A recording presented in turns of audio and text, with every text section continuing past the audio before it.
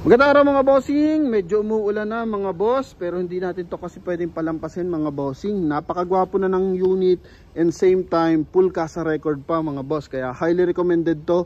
Pauna lang sa ating mga buyer na makukuha dito mga bossing ano. So ito po is 2019 Mitsubishi Expander GLS Sport mga boss. Ito yung top of the line, kaya mapapansin mo naka body kit yan, alagang kasa mga bossing. Then presyo 675,000. Pwede nyo ito makuha mga boss. Sa kagandahan mga boss, R16 yung kanyang tires na Goodyear Series 2024 mga bossing. Yan, and yun nga, naka 2-tone mags. Maayos yung kanyang mga headlight mga boss, walang basag. Then napaka-presentable mga bossing. Oh, front area pa lang yan mga boss ha.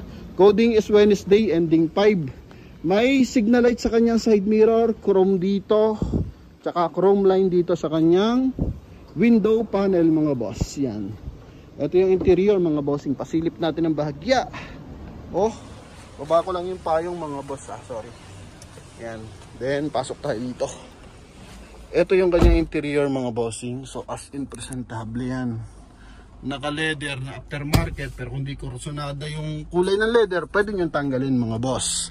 Ito yung service record nya. Huling service record mga boss is 50,000. Nasa 50,148 ata mga boss. Pakita lang natin, sulyapan lang natin mga boss. Okay, ito yan para at least ito recommended, dapat 700,000 pa presyo mga bossing. So tinawaran na natin, ayan alagang kasa mga boss, 50,148, February 17, 2025. Yan mga bossing. Then running mileage is 53,272. So explain natin kung ano meron dito. Steering wheel naka leather, tapos dito is polish black. May cruise control, hands-free connection para sa ating 2D audio system mga boss. Then naka power fold side mirror yan. Okay, yan mga boss. Same time may blind spot assist, so malaking bagay yan para at least nakikita natin yung mga sumisingit sa gilid-gilid. Then naka power adjust yung side mirror mga bossing. Hoping nakikita mga boss ha. Then yung kabilang side. So medyo maulan kasi kaya hindi natin mababa yung bintana para at least hindi tayo mabasa na maigi. Window, yan maayos, may rain gutter. So magkabilaan may rain gutter hanggang sa likuran. So effective ang rain gutter pag gantong maulan para at least hindi masyado natatabunan ng tag dito tubig yung ating side mirror, tsaka hindi siya nagmo-moist mga bossing. Sa likuran maayos din yan. Okay, dual AC, naka plastic pa yung kanyang sun visor with mirror. Kulay beige yung ating ceiling mga boss. Ito yung kabilang side, wala siyang mirror, nilagyan ng mirror mga boss, napakalaki. Okay, then dito is may navigation yan. Yan offline navigation, nilagyan na nila. Totally ano yan talaga, release ng kasa yan, binigyan lang sila ng chips. Tapos eto mga bossing is may reverse parking camera. Yan mga boss So park lang natin, ito yung susi niyan mga boss. Check lang natin kung dalawang susi. Then 12 volt socket, USB port AUX. Ang ganda ng takip ng ano niya, push start niya mga boss. Oh, 'di ba? Yan. So as in presentable ito mga bossing. 100% na hindi binha. Sa kanyang dashboard, kulay silver, kulay black yung kanyang combination color. Then dito naman is polish black, then kulay silver din dito. Busina, check natin. Oh, stock pa yung kanyang busina mga boss, di pa siya nag-upgrade. Then dito mga boss, palinis lang natin dito. May malalim na ano siya mga bossing, lagay ng mga small accessories. Yan, okay, then nasasara yan mga boss. Sa likuran, yung gitna nagiging armrest yan mga boss, no? Then sa flooring, eto mga boss, meron siyang floor matting na rubber. Yan, okay. Then chrome on door opener, as in presentable ito mga boss ha.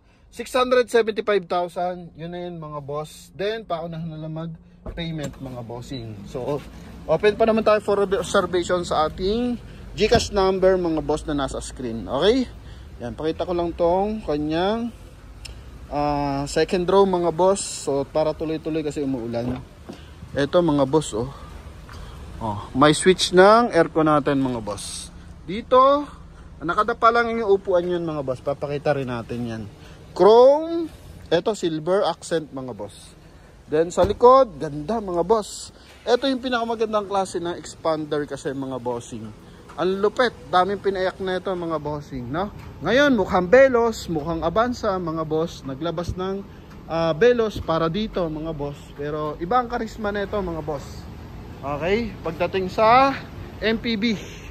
Camera natin, built-in. Yan, may third brake light mga boss. Kulay silver yung ano niya, lower part ng bumper. Then, ito yung kanyang trunk compartment. Naka-leather din mga bossing. So, pwede siyang 7-seater. May pillow pa. So, papalinis lang natin to mga boss. Pupunasan lang naman yan mga bossing. Okay, as in presentable. Ang loob nito, tsaka labas. Ganda ng kanyang pilot window mga boss. Oh. Meron pa siyang tag dito mga boss. 12-volt socket. Okay. Yan. LED lights. Walang basag yung mga panel. Maayos yung mga hydraulic. Ito mga boss. Yan. Oh. Okay. Ito yung kabilang side. 90% red light. May mga himulmol pa nga mga bossing. Naka 5 stud yan. Ha? Oh. Then, ito yung kabilang side mga boss. Yan. Ha? All goods na all goods to mga boss. Oh. Highly recommended to mga bossing. Kagandaan dito, may signal light sa kanyang side mirror. Then, pakita natin yung kanyang engine bay. Pinaka-concern lang natin, yung kapirasong lang yan mga boss. Oh. Oh. Okay? Yan mga boss. So, kung di ka maselan, pasok na pasok to sa'yo mga boss. Akalain mo kahit naka 0.5, ang gwapo ng sasakyan mo mga bossing. Oh. Yan. Check natin engine bay mga boss. Then, on the go na to mga bossing. Kasi may release pala tayo ngayon sa Ortigas. Okay, so ito mga bossing. Check natin yung kanyang engine bay. 1.5 liters ang makina nito mga boss ha. 1.5 liters na gasoline engine, naka timing chain. Motorite gold ang battery na 1SM mga boss. Ang ganda ng timing ng makina. Walang mga punit ang mga panel. Yan, maluwag. Okay, then dito buo yung kanyang hood mga boss. Yan mga bossing. Oh, ha? Sa mga naghahanap dyan ng unit mga bossing, eto. Highly recommended to mga boss. Okay. Yan, huling sulyap para sa side mga boss. Then sa interior, pasiklaban ulit natin ng isa. Yan mga bossing. Oy, guwapo. Ha? Ito mga boss, stability control. So, may in and off yan mga boss. Para pag nababalaho tayo, pwede nating i-off. Kasi, yun yung naghahanap ng traction control mga bossing. Naghahanap siya ng balance ng unit. So, once na naka-on yan sa mga curbing, maganda yan mga boss, no? Para maiwasan, mag-lock yung ating steering wheel, mag-skid yung mga gulong, lalo na kapag emergency brake. Eto, pakita natin yung kanyang LED mga boss. Ha? Ilaw natin mga boss. Hazard. Ito hazard natin. Yan. Naka-on na ba mga boss? Yan mga boss. Naka-on na pala mga bossing. Oh, ha? Yung kanyang ilaw. Ganda yan mga boss kapag gabi. Kitang-kita mo yung guhit ng liner dito mga boss. Parang 2025. No, ng mga modelo ngayon, ganyan na yung uso. Oh. Yan, park light sa ibabaw, headlight sa baba, turn signal sa baba katabi ng headlight mga bossing. So sa mga nakaka-interest, so tawag na mga bossing. Kagandahan pala, naglagay pa ng sharp antenna mga boss. Oh. Alright, so yun lamang mga boss. Thank you very much and bye-bye. Sa mga interesado, tawag na. And salamat sa suporta natin mga boss. Yan, ongoing na yung ating buyer na isa papunta ng Davao del Norte mga boss. Then dumating na yung ating MUX sa Agusan del Sur. So may iba pa tayo bukas. Possible release yung ating buyer from Pangasinan mga boss, Ordaneta. Kagandahan pala doon sa ating buyer na yun mga boss, nakikinig ng ating mga video. Eto mga boss, kung silang idea, sabi ko kasi, kung gusto, kung kapos ang pera at gusto mag car loan, wag nang tangkain. Mas maganda mag-cash loan na lang sa bangko, tapos yun na lang yung ibili ng unit. So ganun ang ginawa nila. So 100% hindi kayo mahatakan ng sasakyan. Okay, kung madelay man kayo sa bayad dyan sa inyong loan, personal loan mga boss, tataas lang interest. Pero hindi kayo mahatakan ng sasakyan. Kasi kapag naka-car loan kayo mga bossing, hindi kayo nakabayad ng, kumbaga pumalya kayo ng 1-2 buwan, so possible mahatak. So sayang talaga yung pinag-ipunan yung pera kasi mahatak na yung sasakyan and wala pang mababalik sa inyo mga boss, no?